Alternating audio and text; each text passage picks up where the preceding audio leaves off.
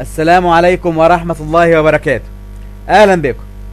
إن شاء الله هذه الحلقة هتكون بعنوان الرد على نص في البدء كان الكلمة والكلمة كان عند الله وكان الكلمة الله. النص ده في الحقيقة فيه عدة مشاكل هنتعرض لها كلها إن شاء الله ونحلله تحليل كامل. أول مشكلة إن حينما نقول في البدء فقد حددنا الله بحدود زمنية، فالله سبحانه وتعالى لا يحصره شيء، لا يحصره زمان ولا مكان. يبقى لما بنقول في البدء كان الكلمة والكلمة مقصود بها الله، يبقى احنا كده عملنا حصر لله سبحانه وتعالى.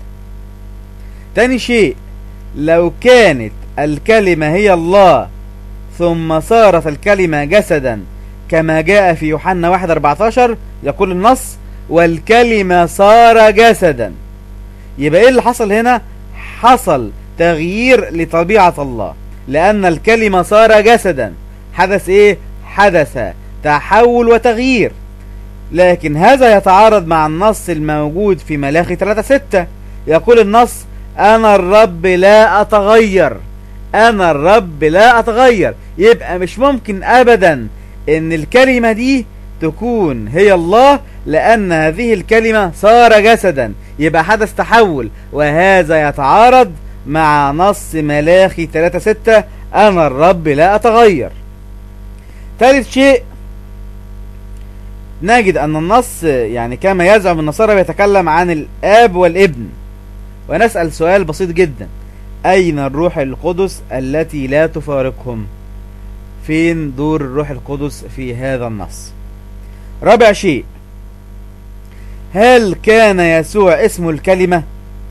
هل يوجد نص في الكتاب المقدس يقول أن المسيح هو الكلمة؟ المعنى الحقيقي للكلمة هو الوحي أو الأمر الإلهي أو الرسالة النبوية، والنصوص اللي احنا هنقولها الآن هتثبت ما نقول.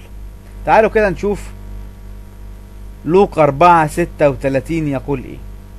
يقول النص فوقعت دهشة على الجميع وكانوا يخاطبون بعضهم بعضا قائلين ما هذه الكلمة، لأنه بسلطان وقوة يأمر الأرواح النجسة فتخرج. لوقا 5:1 وإذ كان الجمع يزدحم عليه ليسمع كلمة الله كان واقفا عند بحيرة جنسارت.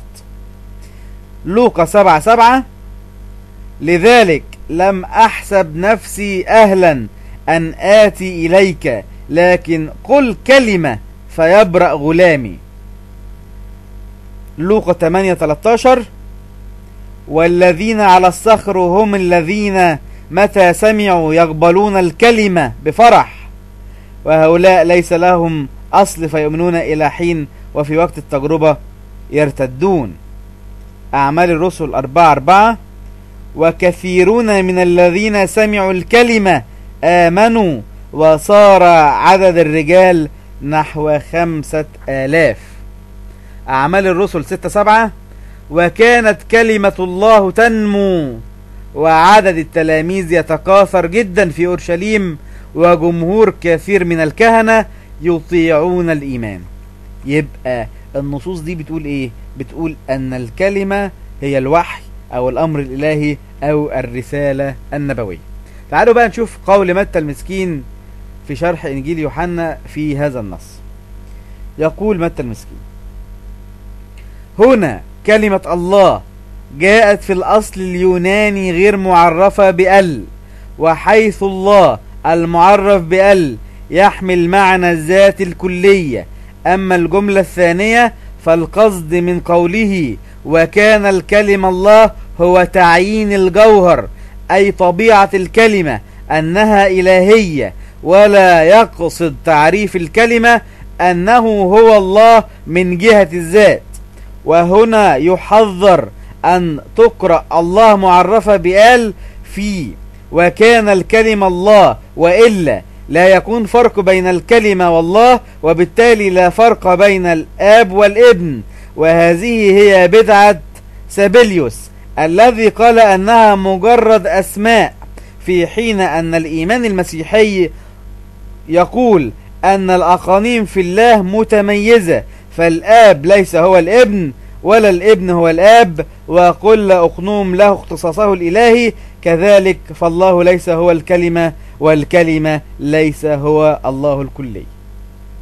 إن شاء الله يكون الأمر واضح. نستودعكم الله، والسلام عليكم ورحمة الله وبركاته.